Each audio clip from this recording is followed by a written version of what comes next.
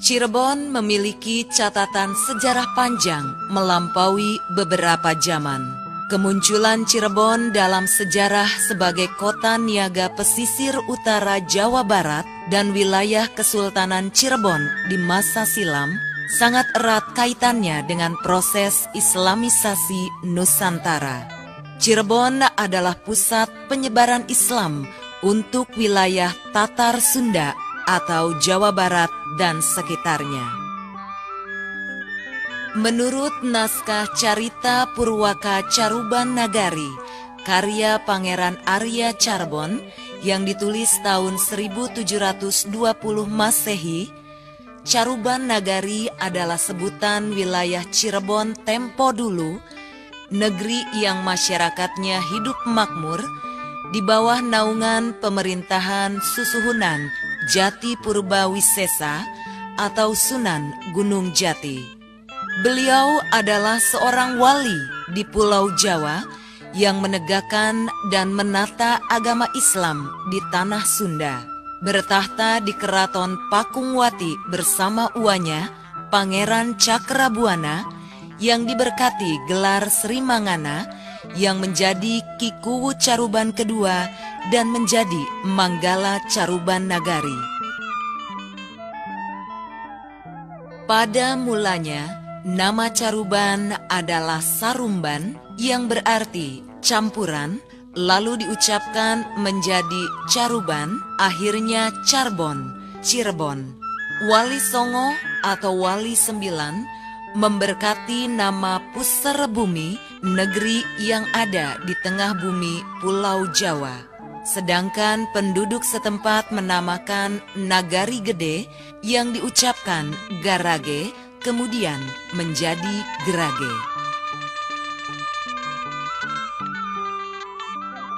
Sejarah kolonial Belanda mencatat Cirebon pada zaman Hindu tidak terkenal.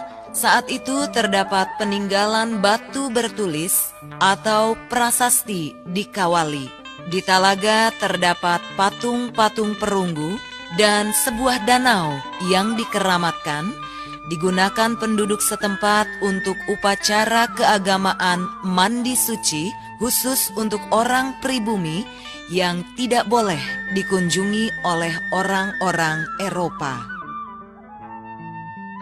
Suatu peristiwa penting dalam sejarah keagamaan di Cirebon adalah kedatangan seorang warga Arab, seorang penyebar agama Islam, terkenal dengan nama Syekh Israel Ibnu Maulana atau Susuhunan Gunung Jati. Pada saat kedatangannya, masyarakat menghormati beliau dengan upacara persembahan dengan sebuah piring yang berisi sari godokan udang yang dinamakan Peter. Suatu daerah yang tadinya bernama Pakungwati, setelah itu dinamakan Cairebon atau Cirebon. Orang-orang Portugis menulisnya Carabon dan di dalam dokumen VOC ditulis Seribon, Sirebon, Cirebon. Syekh Israel Ibnu Maulana atau Susuhunan Gunung Jati menetap di atas Gunung Jati, di mana terdapat pula makamnya yang dipakai sebagai gelar beliau, Susuhunan Gunung Jati. Komplek makam Sunan Gunung Jati merupakan sebuah amphitheater dengan susunan yang terdiri dari 5 teras atau lapangan dengan ketinggian total setinggi menara kota di Amsterdam. Daerah ini pada saat abad 17 masih lapang, tanpa dinding dan anak tangga. Pada lapangan kedua di sebelah kiri dan kanan, terdapat pesanggerahan untuk para sultan yang datang untuk berziarah. Dalam sumber-sumber tradisi Cirebon, baik Babad Cirebon maupun Carita Purwaka Caruban Nagari, diceritakan tentang kepergian Pangeran Walangsungsang Cakrabuana dengan adiknya Nyai Larasantang atas saran gurunya Syekh Datuk Kahfi untuk menunaikan rukun Islam yang kelima, melaksanakan ibadah haji ke Baitullah di kota Mekah. Di sana, Nyai Larasantang dinikahi oleh Sarif Abdullah dari negeri Mesir, dianugerahi gelar Sarifah Muddaim, kemudian melahirkan seorang putra bernama Sarif Hidayatullah pada tahun 1448 Masehi. Setelah berusia dewasa, Syarif Hidayatullah pergi ke Pulau Jawa menyusul uanya, yaitu Pangeran Cakrabuana yang telah menjadi Tumenggung Cirebon. Sekitar tahun 1470 Masehi, Syarif Hidayatullah datang di Cirebon dan menikah dengan putri uanya yang bernama Nyai Mas Pakungwati. Selanjutnya pada tahun 1479, Syarif Hidayatullah diangkat menjadi Tumenggung Cirebon, menggantikan Tumenggung Cakrabuana, sekaligus menggantikan kedudukan Syekh Datu Kahfi yang telah wafat.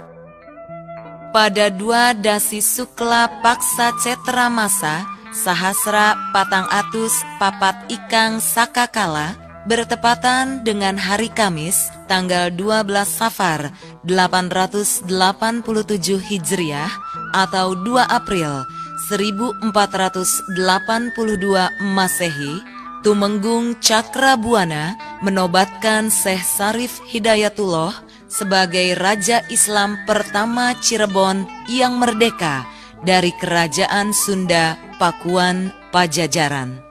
Atas dukungan Kamastu Kangsangan atau Wali Songo yang dipimpin oleh Sunan Ampel Denta, melantik Syekh Syarif Hidayatullah sebagai Sunan Cirebon Sinarat Sunda. Penobatan tersebut ditandai dengan gelar Ingkang Sinuhun Kanjeng Susuhunan Jati Purwawisesa Panetep Penatagama Aulia Allahu Ta'ala Kutubil Zaman Khalifatu Rasulillahi Sallallahu Alaihi Wasallam. Dengan gelar tersebut, Syekh Syarif Hidayatullah atau Sunan Gunung Jati memiliki otoritas penuh sebagai pemimpin negara dan pemimpin agama di wilayah Tatar Sunda. Sejak saat itu, Sunan Gunung Jati menghentikan bulu bekti uyah kalawan terasi atau pengiriman pajak garam dan terasi dari Cirebon yang biasanya dibaktikan kepada Raja Pakuan Pajajaran. Untuk mengenang peristiwa tersebut, setiap tanggal 2 April diperingati sebagai Hari Jadi Kabupaten Cirebon, dikukuhkan dengan terbitnya Perda nomor 11 tahun 1989 tentang Hari Jadi Kabupaten Cirebon.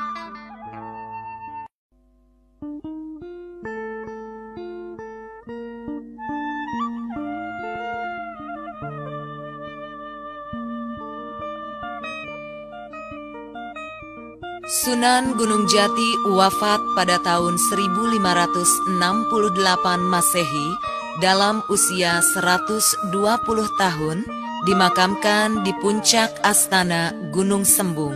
Beliau memerintah di Cirebon sebagai seorang ulama dan umaro selama 89 tahun dan berhasil membawa Cirebon pada puncak peradaban, masa kejayaan, dan kewibawaan. Setelah wafatnya Sunan Gunung Jati, estafeta pemerintahan Cirebon dilanjutkan oleh keturunannya, yaitu para Panembahan Cirebon. Pada masa penerus Sunan Gunung Jati, di Cirebon mulai terlihat terjadinya penurunan potensi ketahanan ekonomi, sosial, politik, dan budaya. Panembahan Ratu wafat pada tahun 1650 Masehi dan digantikan oleh putranya yang bergelar Panembahan Girilaya. Keutuhan Cirebon sebagai kerajaan hanya sampai Panembahan Girilaya karena setelah wafatnya sejak tahun 1677 Cirebon terbagi menjadi dua kesultanan, yaitu Kesultanan Kasepuhan dan Kesultanan Kanoman. Pangeran Samsudin Martawijaya atau Sultan Sepuh I beserta keturunannya bertahta di Keraton Kasepuhan, sedangkan adiknya yang bernama Pangeran Badridin Kartawijaya atau Sultan Anom I beserta keturunannya secara tradisi bertahta di Keraton Kanoman.